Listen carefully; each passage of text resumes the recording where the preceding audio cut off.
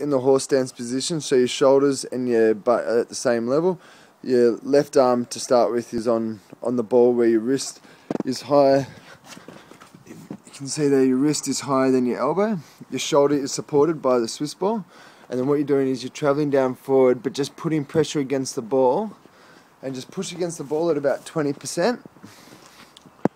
And then relax and then sink down a little bit deeper. Yep, that's it. And keeping this square. So you see your right shoulder wants to stay square with that one, yeah. And so you're feeling it underneath in here.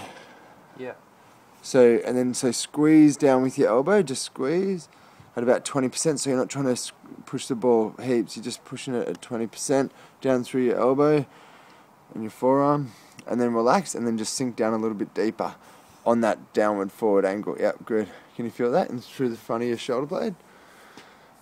Like through the front of your So, yeah, it's stretching near the shoulder and the pec. Yeah, exactly. This is your pec minor actually, so it's your smaller muscle that's deeper and at the closer to your collarbone. And so just do about 10 of these where you push against the ball and then relax and sink down. And each time that you push and then release, you'll be able to sink a little bit further. And then when you get to the point where it's comfortable, and then you push, squeeze against it, and then you sink down a little bit deeper, and then you push, and then you sink down a little bit deeper. That's it. So do 10 of them, and then you're really releasing that shoulder and just making sure that your elbow isn't now kicking up above your hand. So it is slightly now. Like you want to keep that hand on the apex of the ball. That's it. Yep. And pushing down, yeah.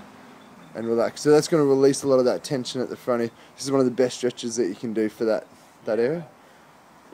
So yeah, keeping your back straight and your head in line with your spine.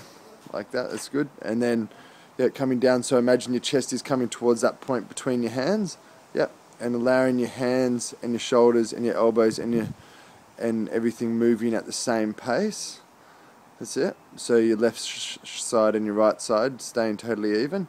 Keeping your core engaged so you don't kick your butt out too much. You're keeping that all engaged there. And then pushing back, good. And what's really important is you're keeping your shoulder blades down, so you're stabilizing through your lats, and then this bit here, so keep moving.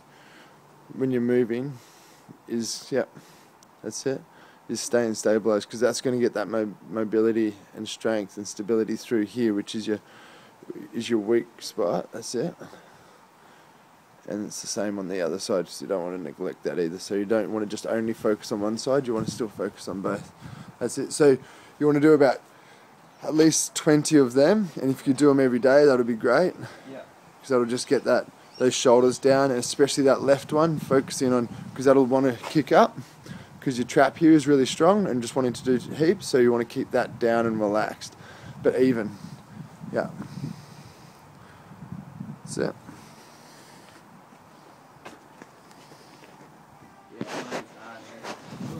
So you're keeping your wrists and your elbows at the same height, you keep going, off the ground, 1 centimetre, and then drawing your elbows down, trying to keep them at the same pace, elbows and wrists, especially down at this point, you will feel that your elbows will want to kick up, so you got to get your elbows, like it'll feel like you're lifting your wrist, but you're doing it from your back.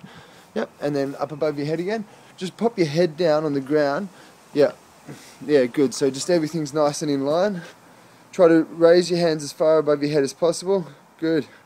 Keeping you up and down a bit again. Draw your elbows down. Wrists up. Good. And then up again. Yep. Especially that left side. You can feel that left side's kind of kicking up more because it's struggling with this, but that's okay. Just work with what you got. And trying to keep them working evenly. Yeah, good. And as much as it's hard, try to do it with as least amount of tension through. So that left one's kind of going on different angles and different speed, and that's okay for now, but just try to get it, just visualize, left, right, doing the same thing. Nice. And then up, elbow down. Beautiful. So do 10 of those. Alright, so this one's the Flying Fonzie. You got your hands by your side. Put your thumbs out like Fonzie. And then, yep, and trying to draw down through the middle of your back. Chin up. Nice. And then just holding it up there for 10 seconds. Your chin and your back is all in line. Your thumbs are up. You're drawing down between your shoulder blades. Trying to keep the relaxed but strong tension through down there. Drawing your elbows, your wrists, and your shoulders all down towards your feet. So you, yep, and your chin in nice and straight. Yeah. Some people also even put a weight on here to give you that little bit more resistance on the back of the head. But I think for now that's plenty. But if you have like some sort of like a soft heavy weight that you can just put across there, that's a way to make it a better, like a heavier weight or more aggression. I kind of feel it down here as well. Yeah. You're supposed to feel it there? You will, because it's using muscles that you're not quite used to using in that way. But a trick to do that's okay. But come up again. Yep. So just relax, drop down. So don't. Yep. Just relax, drop down. So just try to do everything at the same time. Come up, wrists and hands. Yep, up. Yep, good. And now draw your belly button in and tuck your tailbone under so you're not, so you're slightly rotating your pelvis underneath, and that'll relieve any tension that's going on through there, or some of the tension, and then kind of bring it back up to here. Can you feel a bit of a difference? So if you imagine that there's a gap underneath your belly button, you're keeping your belly button off the ground. Nice. So some of the pointers here are keep your hips up like a tabletop, your core in, as if you've got a weight there. You can even put a dumbbell on there, a plate on there to remind you to keep your core set. You're bringing your elbows out, so bring both out, yep. Down equally, out wide, yep, and bringing them up to nipple height, so it's not over your head, it's in line with your nipple, locking your elbows, and then coming down, opening your chest up as much as you can. Your ball should support, and then driving up. Good. Drawing your chin in, making sure that you're still supporting. That's it. And then now you can go left and right. So do one hand. Yeah. So coming out, so you're at right angles. That's good. And then coming up, and then doing the other side. Out wide. Good. And up. And now try both. Keeping your core set. Good.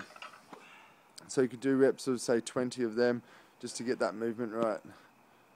Trying to keep your shoulders away from your ears, so drawing your shoulders down towards your hips. Yeah. So key things to remember here is that your shoulders are level, your hips are level, and drawing your elbow up to your hip, so bring it up a little bit higher even. Up, good. Allowing your shoulder to come back, stabilizing through here, yep, getting that lat going, which it is. Even travel the weight slightly forward when it comes down. So that, yep, and then comes forward, getting that full length, yep, good. And then back up, beautiful. And keeping your core in set as well, so that's stable, yep. Elbow up, open that chest up, good. And again, draw up, chest up, good, beautiful, good. And try not to twist your body too much, try to keep your shoulders and your hips square, yeah, but just open your chest up through, yes, good, yeah. And your head's nice and in line, that's great. Chin in. Beautiful.